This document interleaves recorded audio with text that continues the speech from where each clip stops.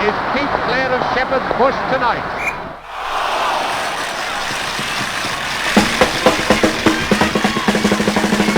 Who'd have thought that we'd have done it? Who'd have thought that we'd be here?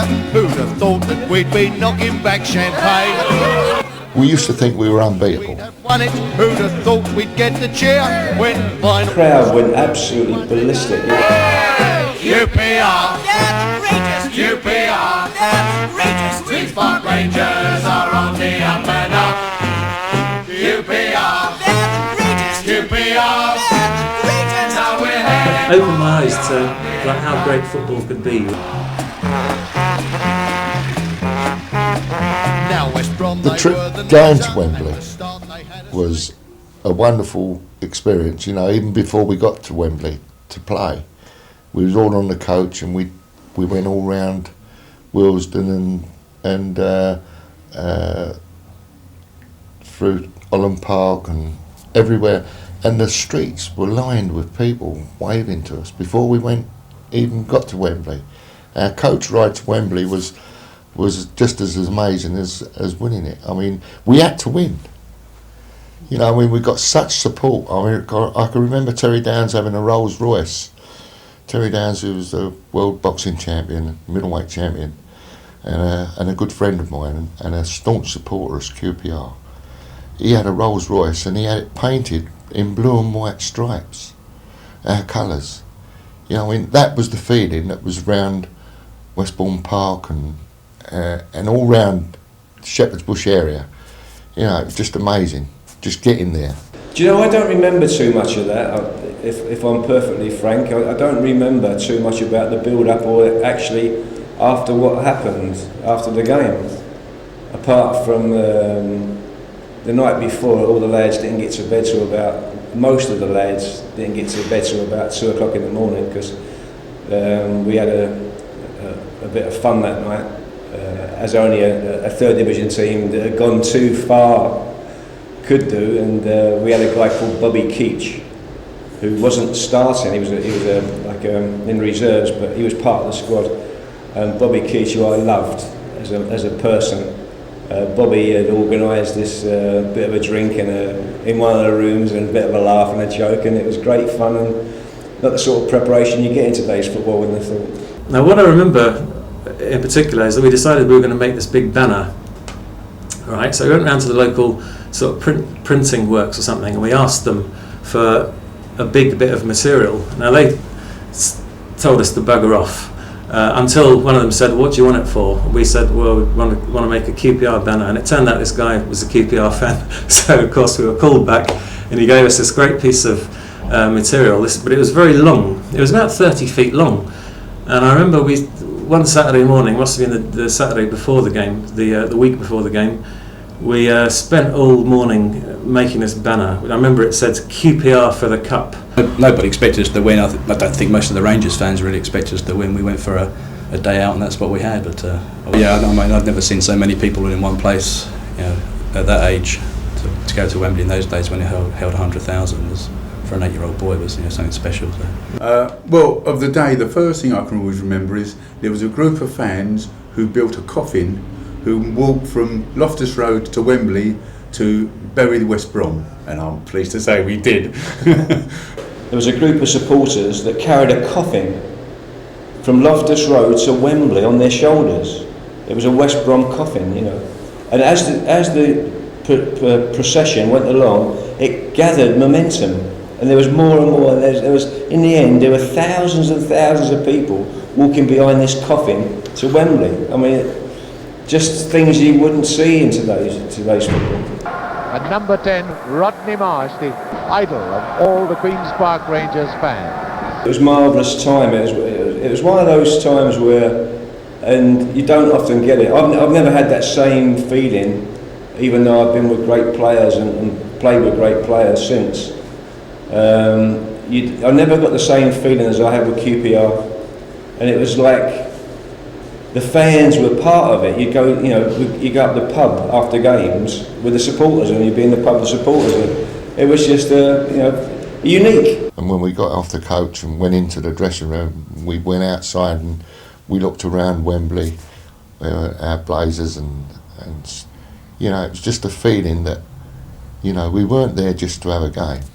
We had to win that game, and I think the gods were with us on that day as well.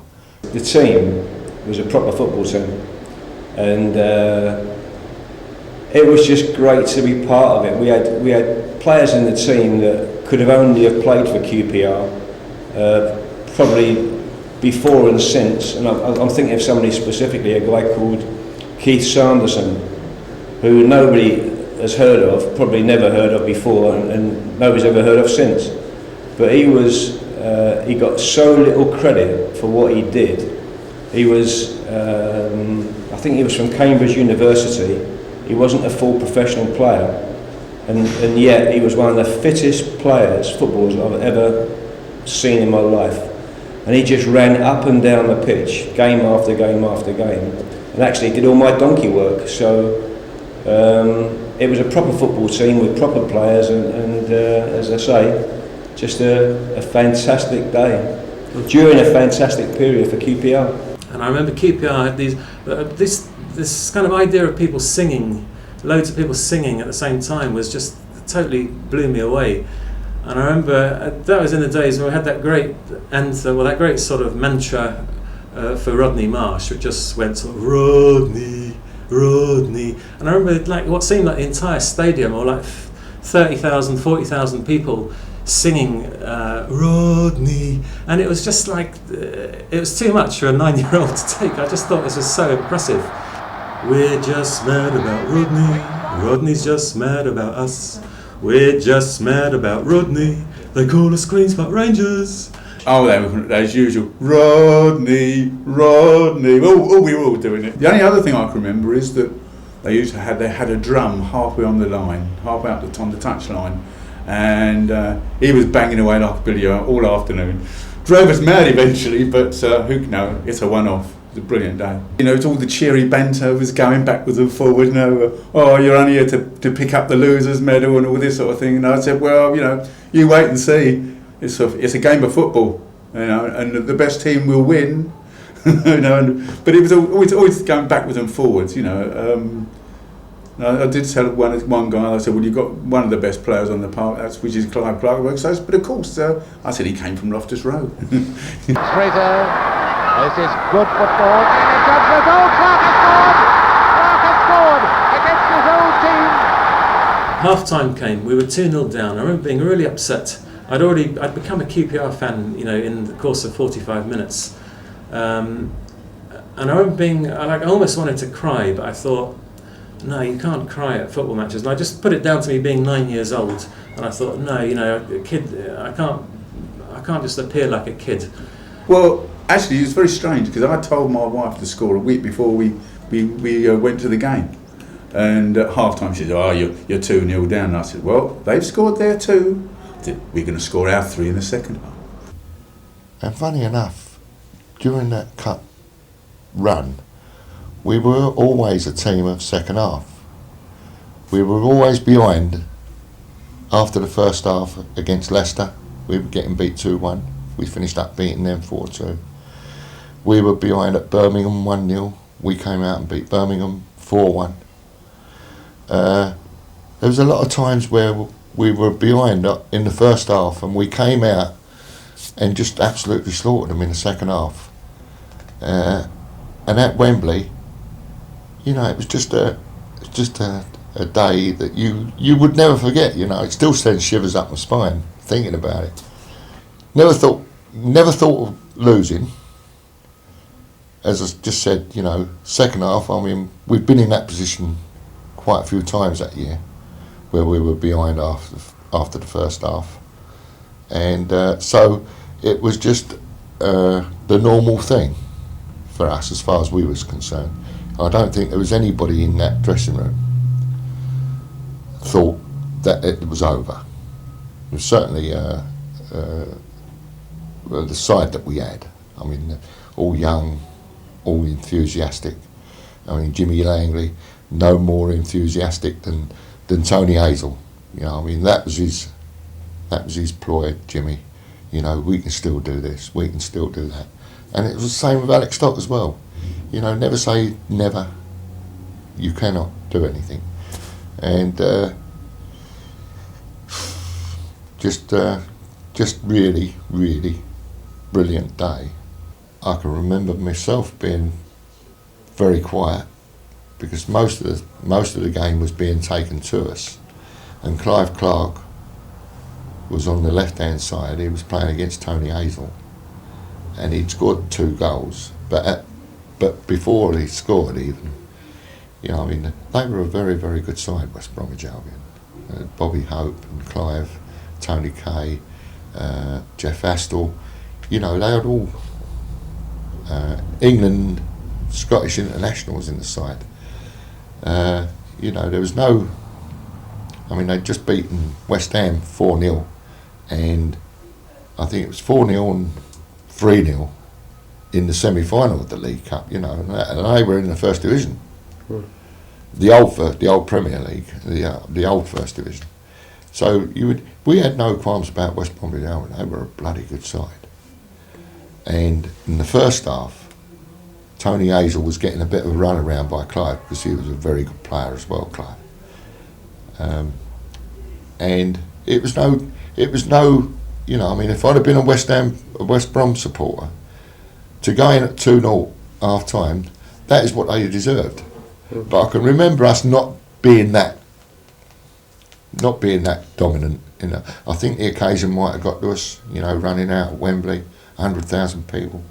Although we had to win, but we weren't, as I said before, you know, second half team. We weren't that great as starters. We were like a boxer. We used to go out and feel around for a couple of rounds before we got going. Well, there's Frank and Keith and Tony, and Jim's not retiring yet. There's Alan, Ronnie, Anton, Rogers twin. With a team like that, not only can you flipping well get set, but you bet your life will short to bloody 2-0 down against West Bromwich Albion. No chance, no problem. To be honest, I have no clue because I didn't used to listen to Alex Stock. I just thought he rambled, and I always felt that the best person to do what was right for the team was me. You know, I just did my own thing, I played my own way, and my logic was, if I'm playing well, the team's going to win. If I have a bit of a bad day, we'll be in trouble. And that may sound conceited, but that's the honest way I looked at it. And I always look at. Hang on, let me just move on from that, because when I moved to Man City in '72, and I had 7 seasons at QPR, the best years of my life. I moved on to Man City, and when I joined Malcolm Allison, he was really somebody that changed my thinking about football a little bit. But up until that point, I'd always looked at myself as being the best judge on what I should be doing. I think Mike Keane most probably took us by the scruff of the neck. Rodney started playing. Roger started buzzing around on the left, and he could have been an handful for anybody. Ronnie started getting stuck in. Ronnie Hunt started getting stuck into Jeff Astle, and Frank Sibley was another robust, you know, young kid, very, very enthusiastic. Jimmy started, you know, telling them what to do from behind, and everybody seemed to like, right, this is it, lads. We sorted them out the first 2 rounds. Now we know what we got to do. Let's go and do it. And from behind me came this voice saying, "Put your money where your mouth is, mate." You know. And I turned round and said, "All right, and what odds?" And he said, 3-1. I said, 3-1, a 3rd division team, 2-0 down at half time to a 1st division team at Wembley. He goes, "Oh, then 5s." Back in their own defence. And it's a goal! Scored by Morgan! They've got the free kick over. Keane to number 10, Marsh.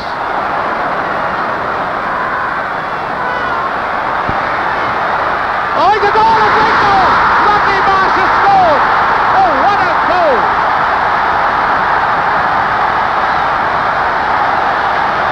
Mike Keane, who was a terrific passer, hit the ball up to me along the surface of Wembley, and it didn't deviate, an inch. It skipped off the turf, and it was a little bit skiddy, and it came straight to me, and I controlled it dead, and I was about 40 yards out, and I've seen the videotape since, and I turned and looked to the left, carrying the ball, looking to the left, had nowhere to go on the left, so I then came back to the right and looked to play. I was looking to play 1-2s, and as I'm going along, I'm sort of going past players, not even knowing really what I was doing, and in the end I ended up about 25 yards out. I thought I'd have a crack and skipped off the surface at the inside of the post and flew in. It was just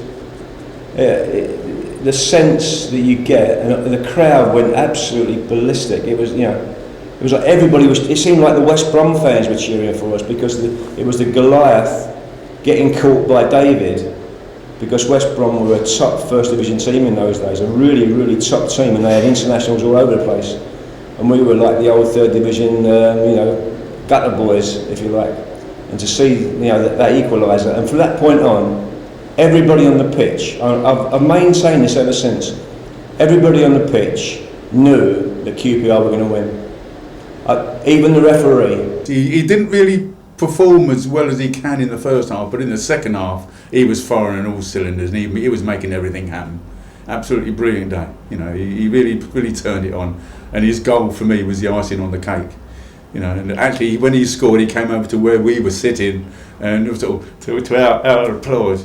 I sometimes think that's the day I stopped believing in God. That day I was brought up as a very strict Catholic, and when I came across Rodney Marsh that day, I suddenly thought, there can surely be no being more supreme than Rodney Marsh. And there's Rodney Marsh. What a great goal it was.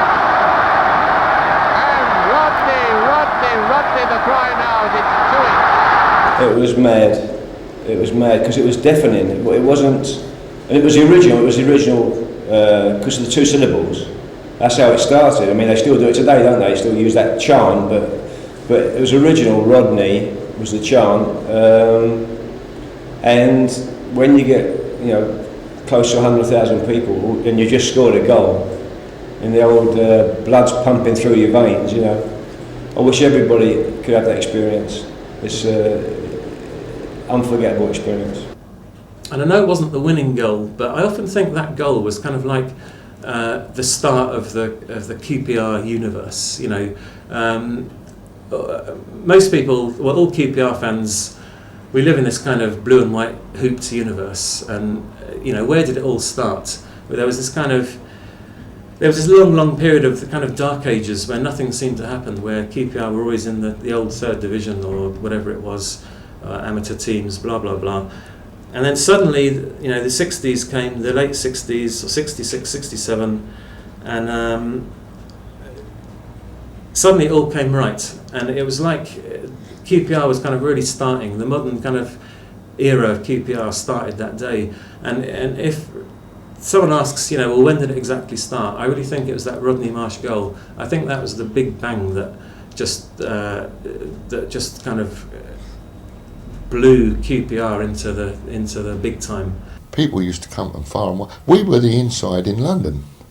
People used to come and watch us. We used to get 22s and 23s, as much as the ground could hold in them days. We were a good sight to watch. What with Rodney doing his business and scoring 40 odd goals in that season. Roger and Les Allen, Frank Sibley, Peter Springett, God rest his soul, Jimmy Langley, never to be forgotten. Jimmy done a hell of a lot for us. Tony Hazel was a good player, good man to have behind me anyway, because he could run. I mean, if Jimmy Langley would have been behind me, I might have had to tackle back a bit more than what I did. But Tony was very agile, very quick. For instance, the way to describe it all was built. We never had a coach in them days. Nobody went out onto the pitch and trained us. We used to go in of a morning. We used to go out onto the pitch, and we used to do a couple of laps in our own time, and then we used to get the ball out and have a little game of five-a-side. We used to start training at 10:30, and we never used to want to come home. The camaraderie of the team. I mean, I've been in clubs where I can't wait to get out. You know, do your training, get in your car and drive home. There, I mean, days off, for instance. Nobody wanted a day off. You know, come Wednesday, they say, oh, you can have a day off today. You know, don't come in Wednesdays. Everybody used to come in. And it wasn't as if, like, the club was round the corner. I mean, I live at Romford here. The Morgan twins lived in Leytonstone. So did Mickey Leach, God rest his soul. He lived in Leytonstone. Mickey Keane lived in High Wycombe. Ronnie Hunt lived at Slough. You know, we were all... Rodney lived in Edmonton or Wimbledon, somewhere like that. You know, it wasn't as if the club was round the corner and we didn't have nowhere to go. It was... Nobody wanted a day off. Nobody wanted to leave the training ground. And when Bill Dodgin came in, some great thing about Bill Dodgin, he came to QPR to be our coach. And he came to watch us play Gillingham, I think it was, away. We done them about 4-0 or something like that. And come Monday morning, Bill Dodgin got introduced to us in the dressing room, and he said, right, we're going out doing a training session now. And when we got out of the pitch, and he went, this was a training session with Bill Dodgin's first day. He said, well, what have you been doing before I got here? And we told him. He said, right, carry on doing it. I was at QPR for 8 of them. No better time than at Queen's Park Rangers. And I think that the supporters gave me as much pleasure as I gave them. You know, because I was a supporter's boy. You know, I mean, every time I got the ball, it seemed to lift them. And everything I'd done, I couldn't do wrong in their eyes. You know, they were marvellous to me. Made me the character that I was. You know, I mean, I used to score a goal, I used to go over and shake their hands. One guy said to me, why didn't you shake me hand the other day? After you scored the goal. And he was in along the wall, you know. He got the needle because I never shook his hand. There's only about like 12,000 people there at the time. There's Mark Lazarus going over to the fans. Every one of these Queen's Park Rangers players is a matador at heart. Have you ever seen anything like that at Wembley? Going over to shake hands with them now. QPR, I know that success, you know, everybody wants to talk to you, everybody wants, and we had so much success there. But it wasn't that. It's just the club was a good guy. I mean, the chairman, from the chairman downwards, everybody enjoyed themselves. And the chairman used to take us out to dinner overnight, proud to. Let's go into this restaurant. And we'd all be sitting down there, and people used to flock over to us for our autographs and all that. But everybody down the line, just a super little club, super little club, and that team is what QPR is today. Never mind about all your Jerry Francises and your Terry Venables and your Alan, whoever. You laid the foundations for them, yeah. We laid the foundations. Let nobody mistake that. That club used to get full. I've been at QPR in 1960 when 3,000, 4,000 people used to turn up. Brentford used to get about 10 or 12,000 people there. Jim Gregory and that side, Alex Stock, we laid the foundations for that club as it is now, without any doubt. When we got the second goal from Rodney, I think it was only a matter of time before we got the last one. It was on the cards, and they were playing so well at that stage. And they were at the second half, they were much the better side. And Mark Lazarus' goal made it all for me, you know. And my wife, who had never been to a football match before, was standing up on her seat, cheering and clapping with all of us. It was an absolutely brilliant day, and of course, we celebrated long into the night. Okay. Mark Lazarus, who I'd been fascinated by all game. I remember him just sort of scurrying up and down the wing, looking like a crab. I remember just thinking, he looks like a crab, that bloke, because he had kind of funny gaits. He was really he seemed sort of quite bow-legged, and he had a very funny way of running, but very effective. Lazarus and Hunt! Lazarus into goal! Rangers are in the lead! Oh, the ball, before the ball crossed the line, you're turning, and because I knew it was in. It was a little clip with my left foot, and before it went past, because I think what's his name was on the goal line. The goalkeeper was out of the goal, and Kay, I think it was on the goal line, and I clipped it with my left foot past him into the corner of the net. And I knew it was in. You know you do, don't you? When you're playing football, if you push the ball and it goes past the goalkeeper and it's going into the net, you know it's going in, which we did. And I think the first person, when I turned round, I think the first person was jumping all over me was Ronnie Hunt, who had played the 1-2 with me to create the situation. And because after that, it's a feeling that, you know, sitting here, you just can't describe the feeling, can you? I mean, I can say to you that I could have jumped over the moon or whatever, but it's all different, you know. It's a feeling that you can only get when you score a goal. And when we scored the winning goal, which by today, in today's football, Ron Hunt would have probably got sent off, because he played a 1-2 on the edge of he was a centre half. What he was doing up there, nobody ever knows, but that was the way we played. He played a 1-2 on the edge of the box, and the return pass was overhit, and it was 50-50 between him and Rick Shepherd, the goalkeeper of West Brom. And as I was watching it, I was coming from behind the play. As I was watching it, I thought, he's not going to pull out.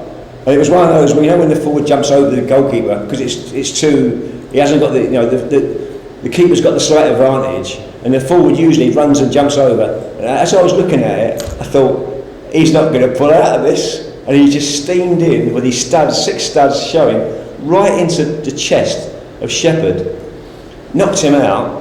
The ball spun loose. Everybody looked around for the referee to send him off, and he went, play on. Mark Lazarus just ran up, knocked it into the empty goal, and the rest, as we say, is history. It was almost as good as getting married again.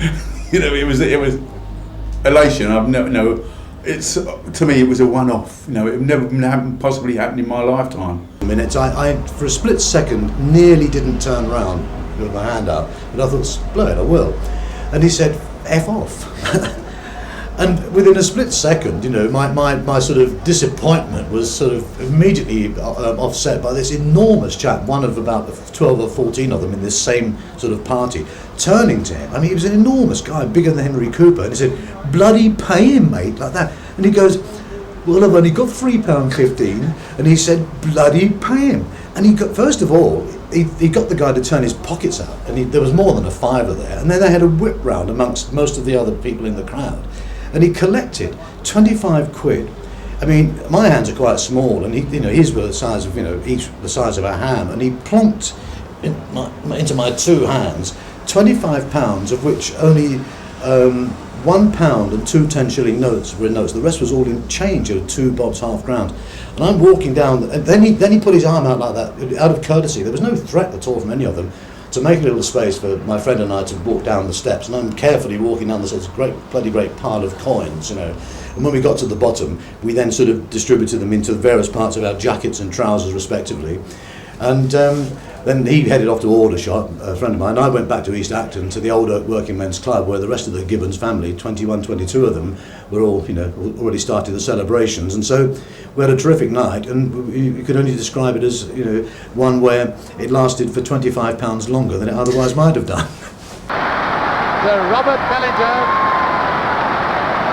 This, a memorable, unforgettable occasion. 100,000 people have seen Little Queen's Park Rangers come back from 2 down to win 3 And there is Mike Keane. Not missed a game for 4 years. The Lord Mayor of London himself, a director of Arsenal, must realise what a fantastic feat this is.